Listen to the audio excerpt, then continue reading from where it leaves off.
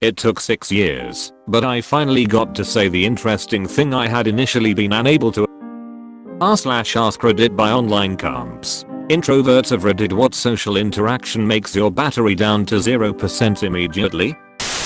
When you're at a party where everyone else knows each other. I hate going to parties where I know one, maybe two people. You want to interact with them, but don't want to follow them around like a little puppy dog because I don't want to talk to anyone else.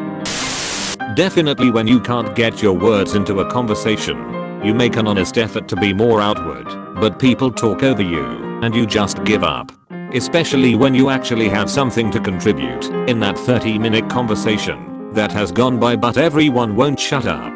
So you wait patiently for your turn, but you sit inwardly crying because they've changed topics twice now and there's no way to go back and say your piece that might have actually made you interesting. It was 2011 in May. I was at a family Memorial Day cookout. The big topic at the time was Osama bin Laden getting killed. I had done a lot of reading on it over the few weeks since it happened. I have a lot of relatives who are very forceful in conversations, and it usually just ends up being three of them battling it out to talk.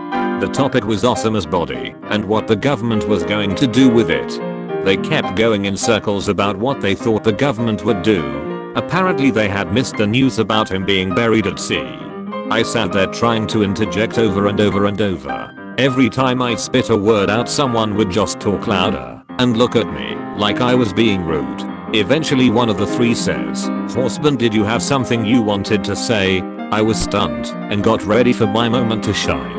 Well, I saw on the news person #2 just starts ranting. I hope it wasn't Fox News. That shit is biased. You know, one time, insert 3-minute story about children selling lemonade to prisoners or something, and related. I gave up that day on spreading my knowledge. Thanksgiving comes around and I was still pissed about not saying my Osama fact.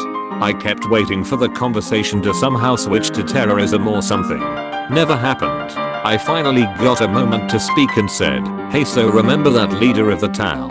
Uncle immediately shouts, "Who's talking about Tartans? The Scots have such a beautiful language. Did you know that Brotherhood was actually based on a true story?" I just left the room. For 4 years I kept trying to guide any convo back to Osama's raid. It became kind of a game, kind of a rage-inducing matter of principle. Sometimes my grandma would speak up and say, "Don't bring up those terrorists. We should not be even giving them our thoughts. They don't deserve it. Let's talk about nice things like Rudolph or Santa. It's Christmas, for Pete's sake." Sometimes one of the loudmouths would hear half a word and get triggered on something unrelated. Originally received a culinary degree, but went back to get an accounting degree after not liking culinary as a career. It was 2017, 6 years after Osama's raid. We had a small graduation party with relatives and my mom wanted me to stand up and thank everyone for coming and supporting me. My mom whistled and everyone shut up. I stood up and said, "Thank you for the love and support, everyone. I've been wanting to say this for a long time." 6 years ago, Uncle X, Y, and Grandpa X were debating about what happened to Osama's body. Osama bin Laden was buried in the sea and the Taliban were furious about it. Thank you. It was quiet for a second, and then one of my uncles started a political debate about how only a democratic president could have taken out Osama, causing my grandpa to get heated, and a loud debate occurred. It took 6 years, but I finally got to say the interesting thing I had initially been unable to. Going along to an event as a +1 foot and having to make small talk with all my friends' friends. Perfect opportunity to step out for a smoke.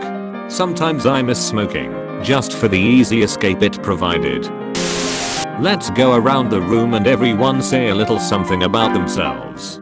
Now everyone get into groups of 2. Looks around room. Everyone has somehow already partnered up in 10 milliseconds flat. You running into an old friend you've grown distant from. Like, do we acknowledge each other and have a full-on conversation, or do we just do the head nod and move on? The pretend I didn't see that person works too. Bonus if they also pretend they haven't seen you. Everyone wins. One-on-one interaction, where I'm sort of in charge. Anytime I'm leading around a new hire or intern at work and need to take them around all day, take them to lunch, etc. Exhausting. Being on point and being responsible for another person's experience of their day is just so much pressure. That's it for me too. New trainee day is the worst. There's a stranger. I have to interact with them one-on-one all freaking day. I genuinely care about them and want them to do well. I know that their progress depends on me, at least somewhat. Which means I need to do well. But seriously, when it's halfway through the shift and I need a break, am I doing my best? Training is usually followed up by a one-on-one meeting with a supervisor about the trainee and their progress. Please just let me crawl into a beer. Your bullet point game is on point, sorry. Anything after work. Work is draining enough. I don't understand how people make plans after work/school. I run home to eat and sleep. What? You mean you don't want to go get a beer with the dozen people you've been staring at all day long and have been fantasizing about stabbing in their eyes with scissors for half that time during your free time? Well, why the duck not? Office team buildings. Any employment related fun. That's mandatory fun, mister. While it's completely voluntary, you still better have your ass there. Why is no one having fun? I specifically requested it. Why are you shy? Why don't you talk? Thanks for the awards. You don't say much, do you? Are you not happy today? Unexpected people at a gathering, or many people coming and going. My in-laws seem to always have lots of random people living with them, and you truly never know who's going to be at their house until you walk in the door. I can't prepare myself if I don't know how many/which people I can expect to see. My mom also tends to bring random people with her when invited over. Well, they were at the house when we left, and they wanted to come too. I hate having unexpected strangers in my house. It instantly takes away the feeling of it being my safe zone. Probably not surprising that I don't invite my in-laws over very often, and it's extremely rare that I go to their house. Going to any store when it's packed. If I see a store or restaurant that is too crowded, I just leave immediately. I just refuse to deal with that. How's school going? Honorable mention goes to, do you have a girlfriend yet? I'm focusing on finishing school right now. I'll get a GF after. Meanwhile, the reality is that you're doing shit in school and you got no game. Work. Customer service has made my skin crawl since day one, but it pays the bills. That's awful. Do you have to deal with phone calls? My social anxiety doesn't let me pick up phones with unknown numbers. When the really sweet, fast-talking 13-year-old girl across the street sees me out front and comes over with yet another little bracelet she has made for me, I don't hear well. In addition to being an introvert, and her chirpy little voice is incomprehensible. I don't want to be rude to her and would not hurt her feelings for anything in the world, but don't want to be her grandma, so it's very stressful. Funny you mention that. Family gatherings. I'm currently on vacation. My grandma is having a birthday get-together this evening with about 16 other family members I don't really know and only briefly talk to every 3 to 4 years. I've already spent the last hour in my room and I'll probably be spending more time in here when people start arriving. Someone commenting on how much you talk. Either wow, talkative today, or X is quiet. It's like I was comfortable until you had to start treating me like you were tourists at a zoo exhibit. One-sided conversations. The first moment they talk over me or interrupt and don't sorry I interrupted, what were you saying me, my battery drains instantly. Yeah, that. If I have to dominate my way into a conversation by speaking over you until you stop talking, then I've got better things to do. Arguments can drain me from 100% to 0 real fast. Confrontation in general I would say is my arch nemesis. It's even worse when it's a pointless one.